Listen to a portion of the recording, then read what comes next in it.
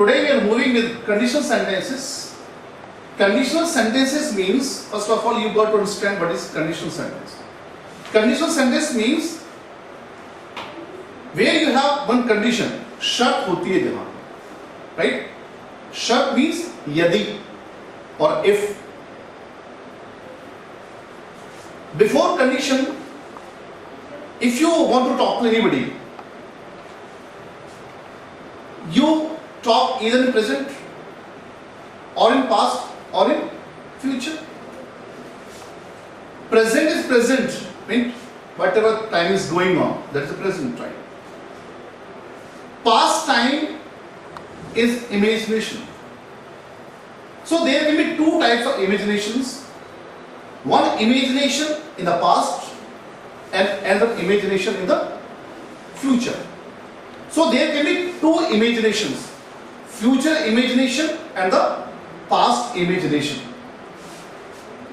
Now imagination and condition.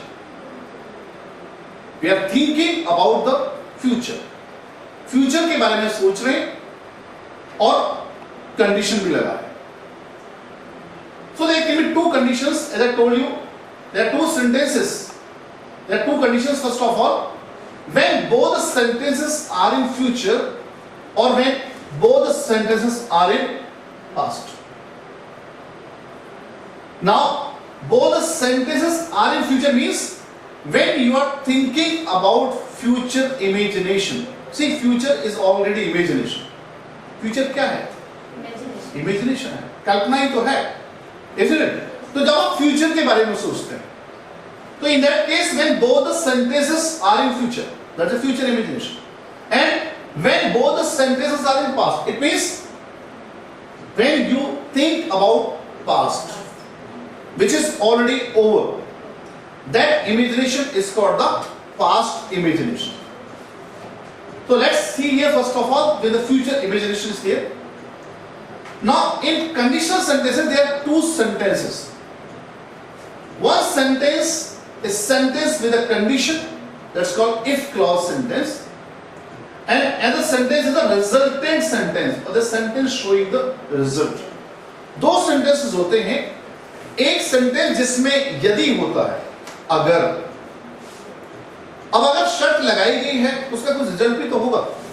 Okay, सो एक sentence condition बताएगा आपको इफ और दूसरा सेंटेंस रिजल्ट बताएगा. ओके, अगर ऐसा होगा तो ऐसा होगा. सो अगर ऐसा होगा, अगर दिस इज द कंडीशन, तो फिर रिजल्ट भी तो आना है. अगर ऐसा होगा तो रिजल्ट क्या आएगा? Result is second sentence. So you can see here the two sentences. अगर आप मेरी शादी में आओगे, ये कंडीशन है कि अगर आप मेरी शादी में आओगे तो मुझे खुशी होगी. सो एक सेंटेंस जिसमें अगर आ रहा है, this sentence is the sentence with the condition, और you can call it as if clause sentence और sentence with if clause. Got it now? The sentence, second sentence, तो मुझे खुशी होगी. This sentence is the result of condition.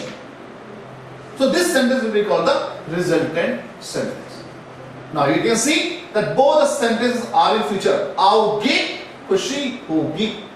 Gay and गी. So गागी gay ending, any sentence ending with गागी gay shows future tense, isn't it? So both the sentences are in future. So अगर दोनों sentences future में होते हैं तो generally how we make, अगर आप इस सेंटेंस को किसी से बनवाएंगे, कैसे बनाएगा? If you will come in my marriage I will be happy. But that is wrong. That is wrong because दोनों सेंटेंसेस जब फ्यूचर में हम बोलते हैं हिंदी में, इन इंग्लिश दोनों सेंटेंस फ्यूचर में नहीं आने चाहिए. तो फिर कैसे आने चाहिए? इन दैट केस एक सेंटेंस जो सेंटेंस कंडीशन वाला है वो सेंटेंस प्रेजेंट में आता है, और दूसरा सेंटेंस जो फ्यूचर में है उसको हम फ्यूचर में बनाते हैं. Okay, so always remember the sentence with a condition will be translated into present, and a sentence which is a resultant sentence will be translated into future tense. Its corresponding tense, जो भी tense उस sentence का है उसको उसमें बनाएंगे.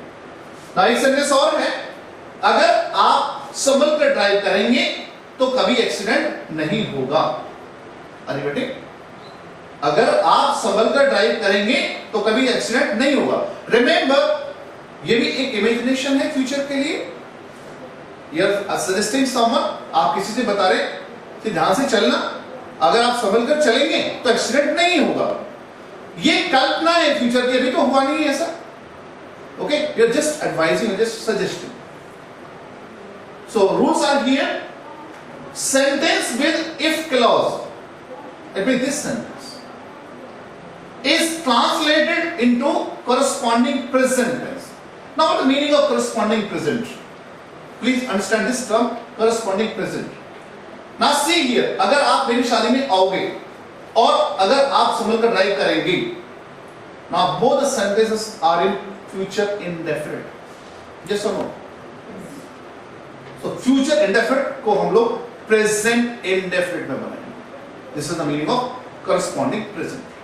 अगर जो भी फ्यूचर का है यहां पर, उस सेंटेंस को हम प्रेजेंट में बनाएंगे. फॉर एग्जाम्पल, अगर आप कहते हैं अगर आप अमीर होंगे तो मुझे खुशी होगी. अमीर होंगे. Now this is, remember it, no action sentence, future tense. Future tense, no action sentence. So इस सेंटेंस को हम बनाएंगे प्रेजेंट के नो एक्शन सेंटेंस में. If you are rich, if you will be rich नहीं होगा. If you are rich, I will be happy. But now, एक sentence और हो सकता है, अगर आप खाना खा चुके होगे तो मुझे लेटर लिखोगे. Now first sentence, अगर खाना खा चुके होगे, this is the future perfect. इसको आप present perfect में बनाएंगे. That's the meaning corresponding present. So sentence with if clause is translated into corresponding present. I think you got it. For example, अगर मेरे पास बहुत सा धन होगा तो मैं कार खरीदूंगा. मेरे पास बहुत सा धन होगा. This is the possessive category of future tense. Yes or no? मेरे पास बहुत सा धन होगा. This is a possessive category of future tense. So इसको हम फ्यूचर टेंस की पॉजिटिव में नहीं बनाएंगे. किसको बनाएंगे? प्रेजेंट टेंस की पॉजिटिव कैटेगरी बनाएंगे. कि if I have lot of money I will purchase a car. I will have lot of money नहीं बनाएंगे, I have lot of money. If I have lot of money I will purchase a car. So this meaning of corresponding present. What is now the second sentence, sentence with the result, this resultant sentence. Okay, this is resultant sentence or this is resultant sentence. So this resultant sentence will be translated or is translated into its own tense. It means इसको जो भी इसका tense होगा उसी बनाएंगे. अगर future indefinite में है, फ्यूचर इंडेफिनिट बनाएंगे. फ्यूचर का नो एक्शन सेंटेंस एग्जिस्टेंस है, फ्यूचर टेंस नो एक्शन बनाएंगे. फ्यूचर टेंस पॉजिटिव है, पॉजिटिव बनाएंगे. और जो भी फ्यूचर टेंस का टेंस है उस टेंस में इसको बनाएंगे. Got it now? And remember it, तो आता है. Generally when we speak, we put तो की इंग्लिश में लगाते हैं then. That's wrong. Then की इंग्लिश नहीं लगानी है. There's no English for then. You just make the sentence like this. Examples are given here. If you come in my marriage, same sentence I have translated over here. अगर आप मेरी शादी में आएंगे, so if you will come in my marriage, no, present indefinite in place of future indefinite. So if you come in my marriage, I will be happy. This is future tense, no action sentence. Got it now? Now अगर आपको खुशी होगी तो मैं जरूर आऊंगा.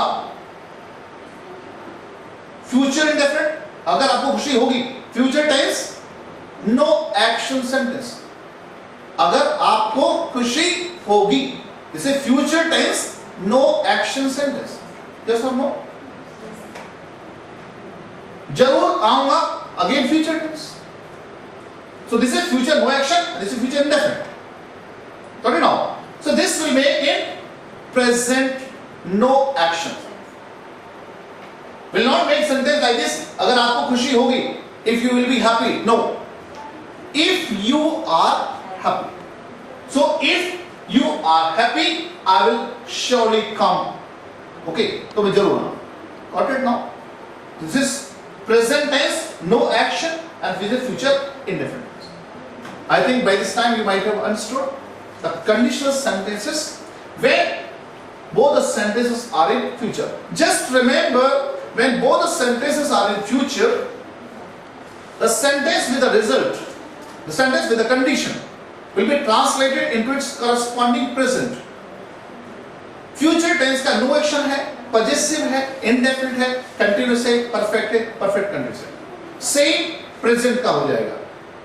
Got it now? And second जो resultant sentence है, उसको उसके आप टेंस में बनाएंगे जिसमें टेंस का सेंटेंस वो है. And there will be no English for word तो.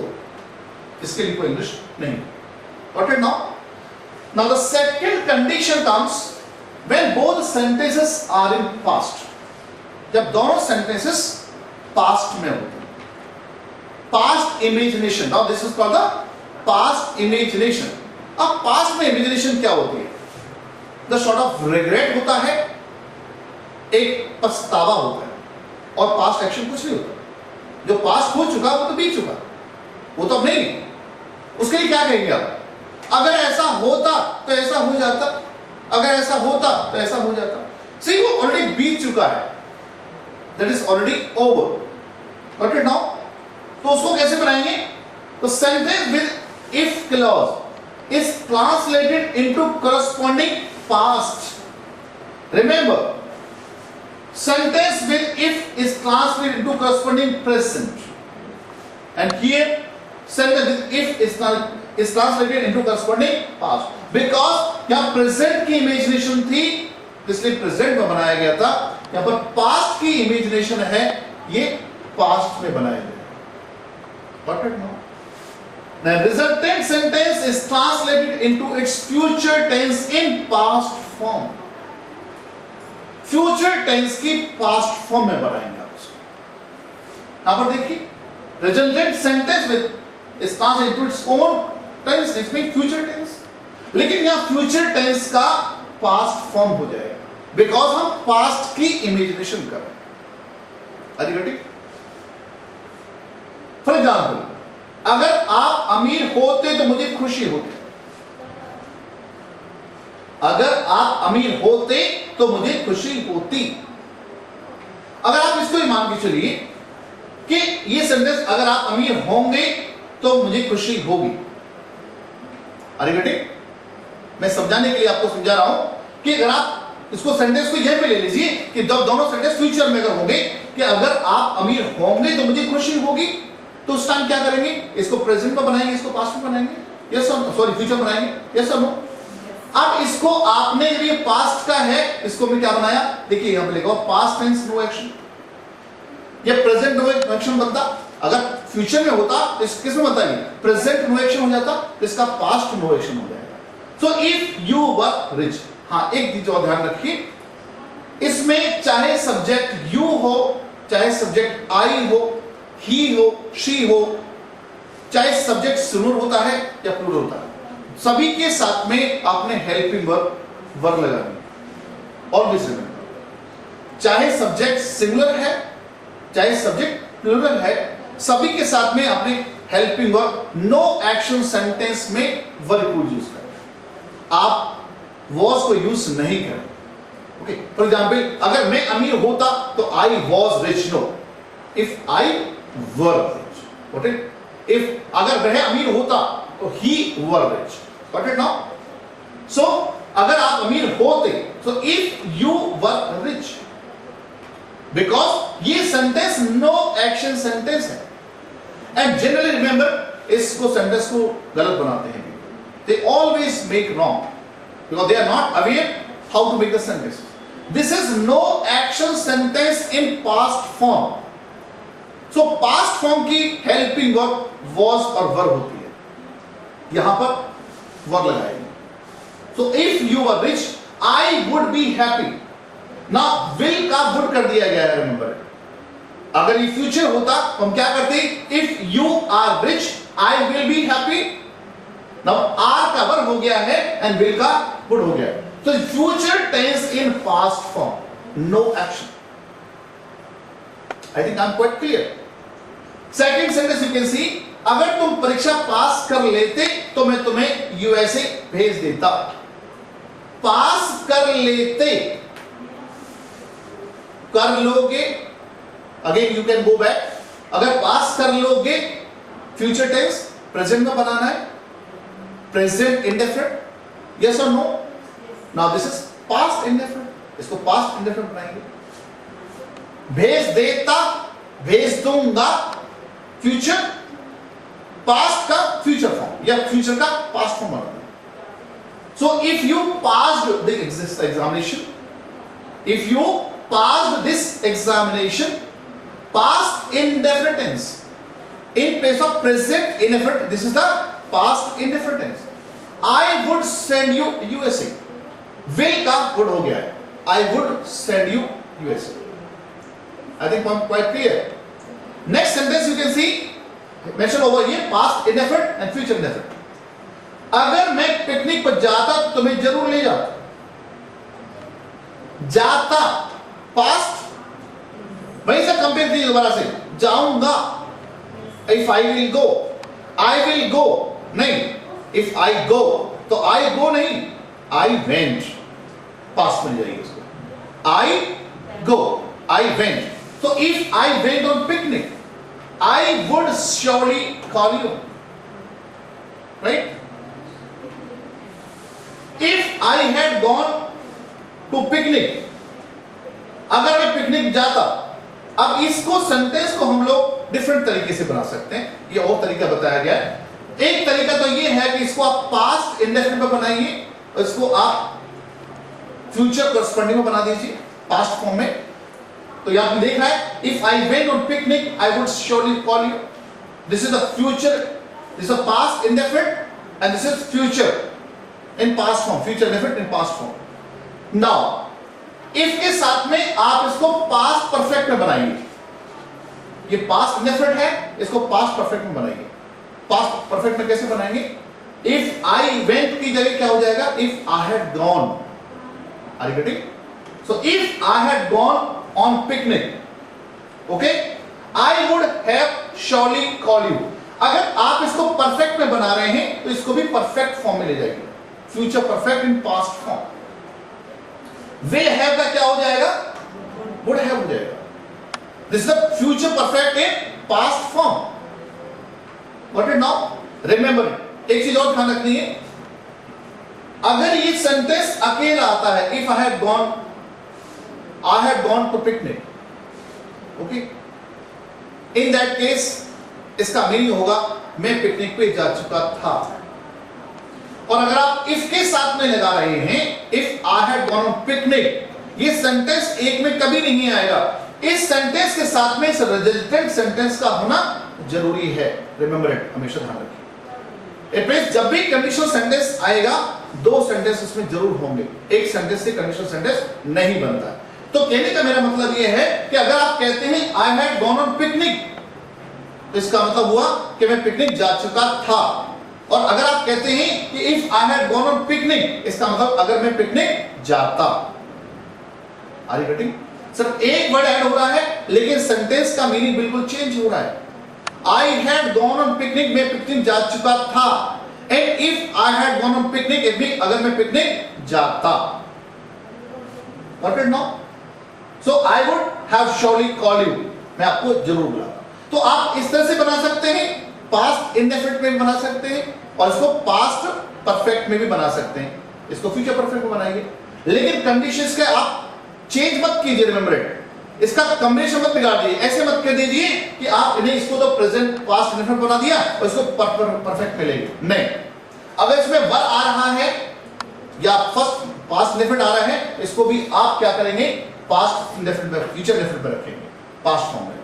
और अगर आप इसको परफेक्ट में बना रहे हैं तो ये फॉर्म भी परफेक्ट फॉर्म होगी। ये इंडेफिनिट फॉर्म है, ये भी इंडेफिनिट फॉर्म होगी। ये परफेक्ट फॉर्म है, ये भी परफेक्ट फॉर्म होगी। Got it now?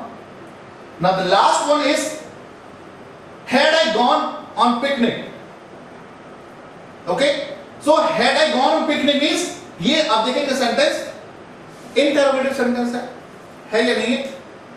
अगर had I gone on picnic, अगर अकेला सेंटेंस आता है, इसका मतलब ये हो गया कि क्या मैं पिकनिक जा चुका था? यस और नो? लेकिन अगर इसके साथ में एक सेंटेंस और आ रहा है, आई would have surely called you, इसका मतलब है फिर वही है तो यहां पे निकाल, अगर मैं पिकनिक जाता तो तुम्हें जरूर बुला लेता। सो रिमेंबर इट, मैं अगर पिकनिक जाता तो तुम्हें जरूर बुला लेता। This sentence can be spoken three ways, if I went on picnic, if I had gone on picnic and hadn't gone on picnic. Same sentence can be translated in three different ways. I think quite clear? All the three sentences are right. Yes, all the three sentences are right. This one sentence can be spoken in three different ways. You can speak the same sentence, sentences same. अगर मैं picnic जाता तो मैं जरूर बुला लेता। If I went on picnic, I would surely call you. If I had gone on picnic, I would have surely called you. And had I gone on picnic, I would have surely called you. It means all the three ways you can speak. But you know, अगर आप कोई doubt है इसमें तो पूछ सकते हैं। एक सेंटेंस और ले लीजिए, फॉर एग्जाम्पल, अगर आप अमीर होते, फॉर एग्जाम्पल, तो मैं कार खरीद लेता। अगर मैं अमीर होता तो मैं कार खरीद लेता। So if I were rich, I would buy a car. But you know, verb की जगह आप had been भी यूज कर सकते। If I had been rich, I would have purchased car. मैंने आपको बताया था, अगर यहां पे had आ रहा है तो ये भी would have फॉर्म में बोला जाएगा। would have फॉर्म बोलेगा। If I had been rich, I would have purchased car. And had I been rich, I would have purchased car. So if I were rich, if I had been rich, or had I been rich, I would purchase car, I would have purchased car, and I would have purchased car. Got it now? So like this, you are going to finish your conditional sentences. Only thing is, you have to remember that in condition there are two types of conditions. One is the condition in future, and one is condition in past. Right? Present, future conditions को एक को present में बनाना होता है। में जो कुछ भी कर